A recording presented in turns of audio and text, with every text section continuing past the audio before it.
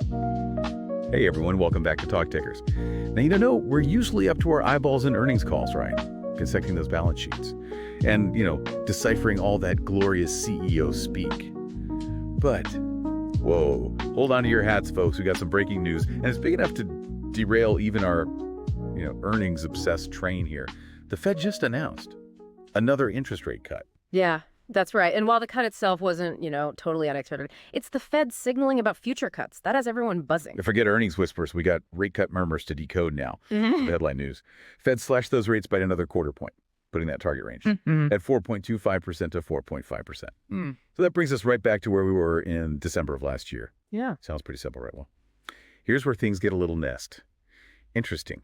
The Fed is now hinting at fewer cuts down the road than a lot of analysts had anticipated. Yeah, it's fascinating because the economy is kind of giving us these mixed signals right now. So on one hand, you have job growth slowing down, and the Fed's own recent survey indicated just a modest economic rise. It's not exactly, a booming economy, but it's not crashing either. So then why are people scratching their heads about this move? I mean, they cut rates, which usually stimulates the economy. Seems like they're playing it safe. Well, there's another side to this economic coin, you see. The Atlanta Fed's GDP Now model is actually projecting a pretty robust 3.2% growth rate for the fourth quarter. And that's a sign of strength, right? It suggests that maybe, just maybe, the economy doesn't need as much help from the Fed as some Fed. I see. So the economy's sending mixed signals, which makes the Fed's job even trickier.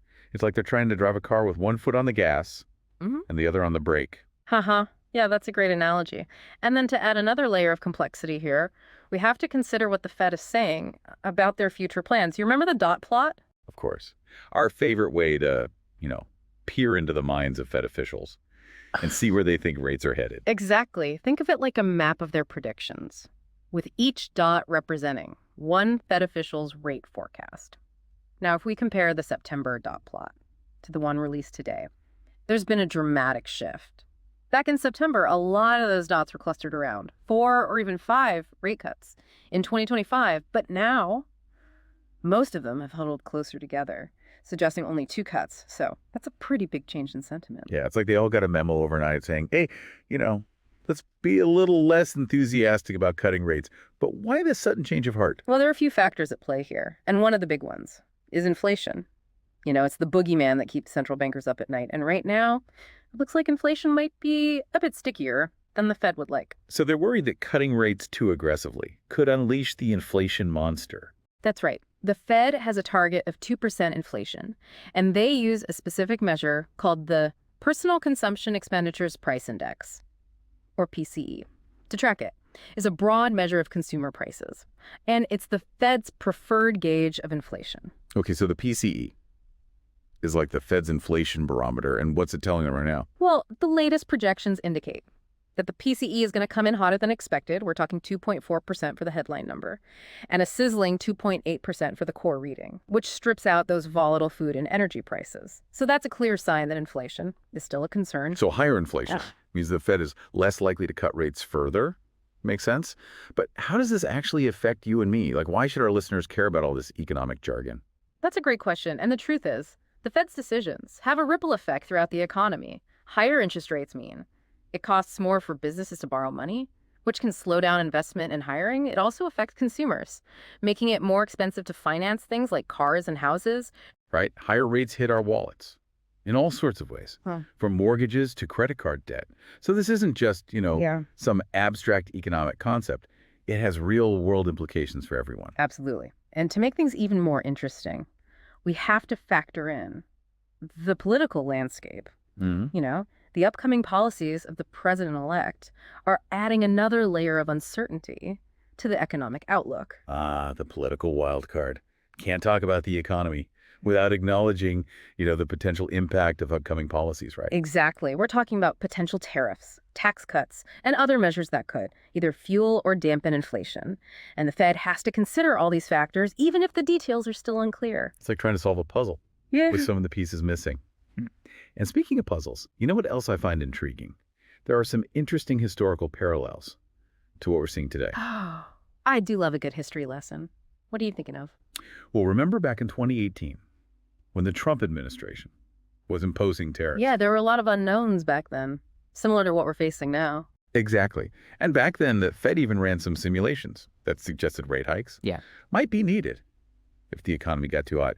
Not a perfect analogy, but it does make you wonder if we're seeing some rise of the past. That's a great point. History doesn't repeat itself exactly, but it often rhymes. And understanding those historical echoes can give us valuable insights into the present.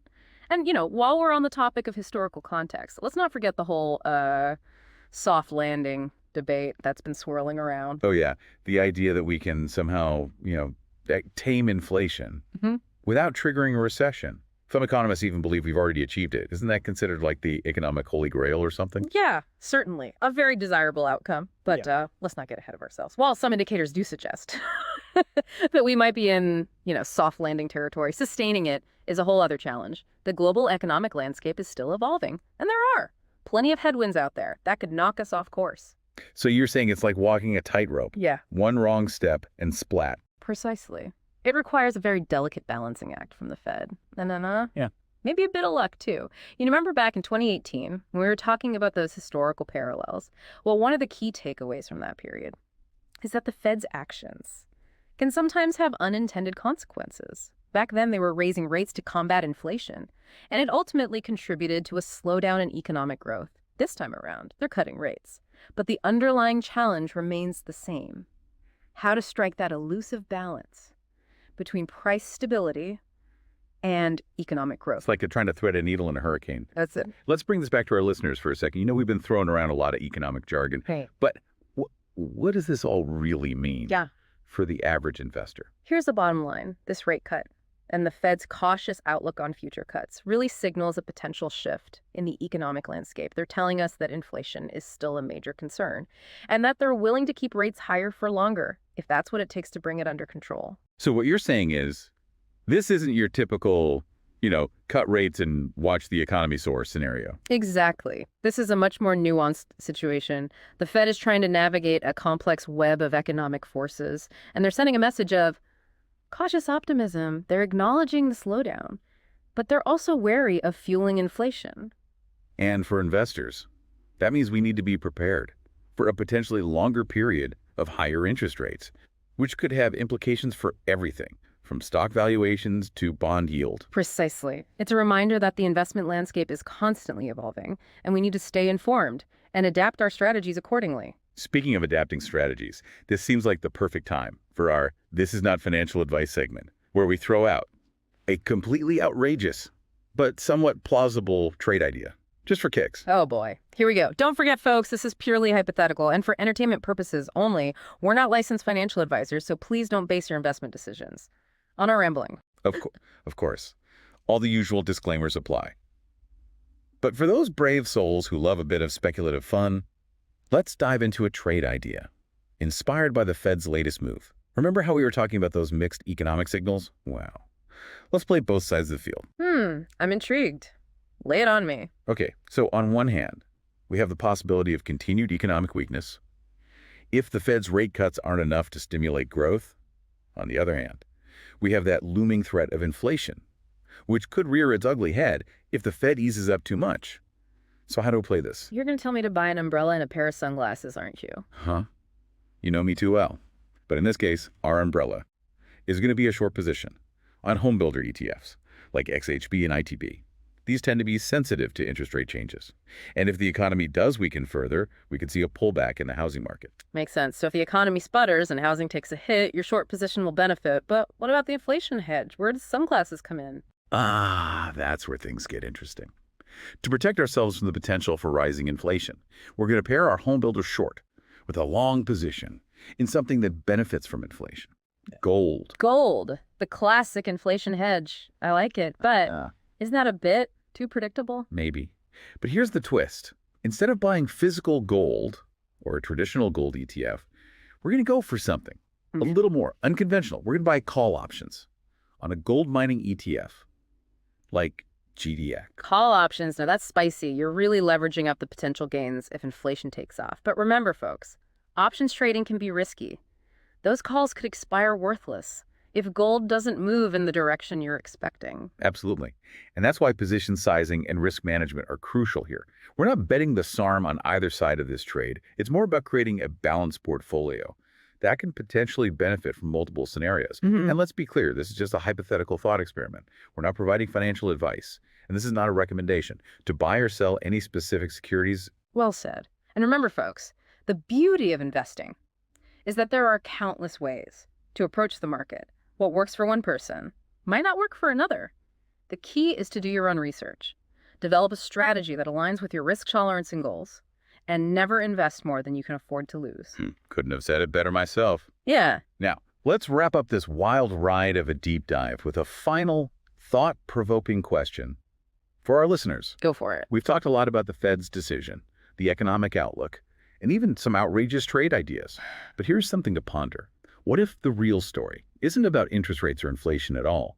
What if it's about something deeper, something more fundamental, shifting beneath the surface of the economy, something that even the Fed can't fully grasp or control?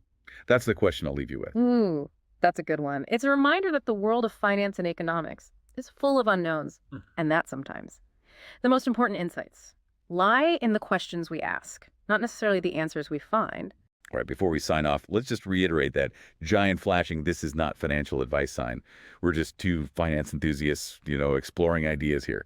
Not your personal financial gurus. Seriously, folks, consult a professional before making any investment decisions based on our conversation. Couldn't agree more. Yeah.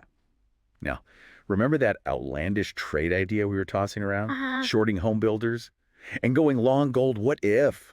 Instead of buying those GDX call options, we get even more specific. Ooh, you're going to narrow it down even further. I'm all yours. Exactly. Let's look at, individual gold mining companies that are poised to benefit disproportionately if gold prices surge. One name that comes to mind is specific gold mining company, ticker. They've got a solid track record, strong management team. And they're operating in a region that's expected to see increased production in the coming years. Interesting choice. But remember, picking individual stocks always carries more risk than investing in a broader ETF.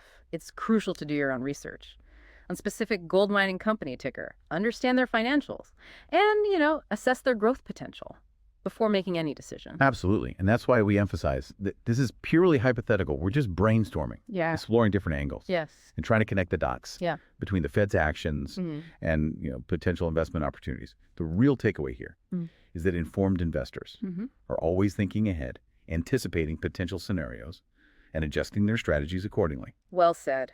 And as we wrap up this deep dive into the Fed's latest rate cut, let's leave our listeners with one final thought. The world of finance is complex and constantly evolving. There's no crystal ball, no guaranteed path to success.